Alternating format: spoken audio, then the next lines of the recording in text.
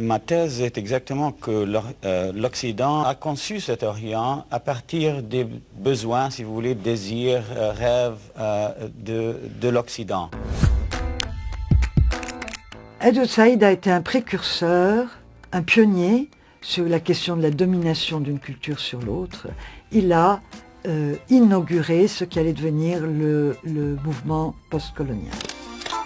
Écrivain américano-palestinien, Edward Said naît à Jérusalem en 1935 dans une famille chrétienne.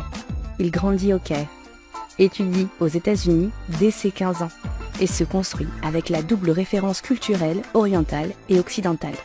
Professeur de littérature à l'Université de Columbia, New York, il écrit son ouvrage fondateur en 1977, L'Orientalisme.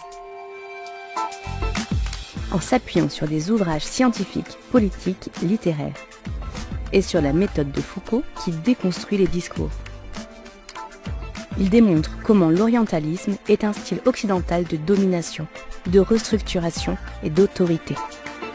C'est pas question si vous voulez, d'un échange entre Orient et Occident. L'Orient est toujours dominé.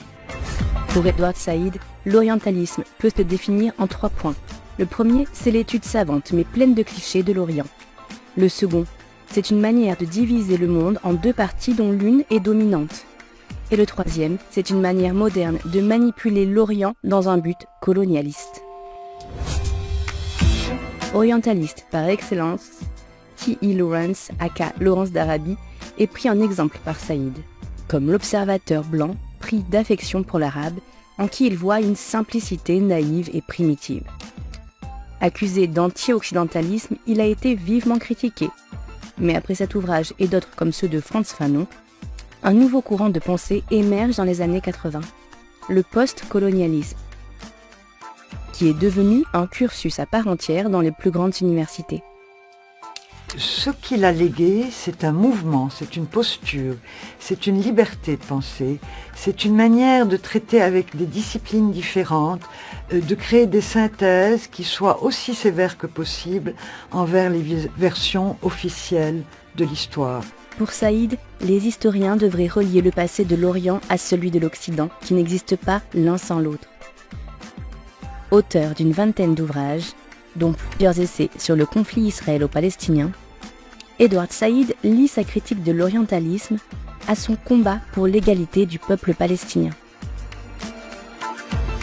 La dépossession de la terre de Palestine par les vagues des invasions, surtout par le sionisme, est exactement le même processus que l'orientalisme, c'est-à-dire la dépossession de la terre par l'Occident et par l'étranger.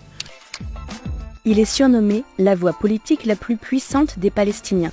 Ses textes sont un réquisitoire contre le cynisme des dirigeants israéliens, la partialité des États-Unis, la corruption et la collaboration de l'autorité palestinienne.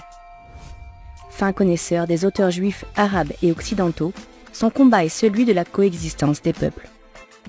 Il a instauré cette vision dont nous avons cruellement besoin aujourd'hui pour sortir et des populismes et des nationalismes et de tout ce qui enferme le monde au lieu de l'ouvrir.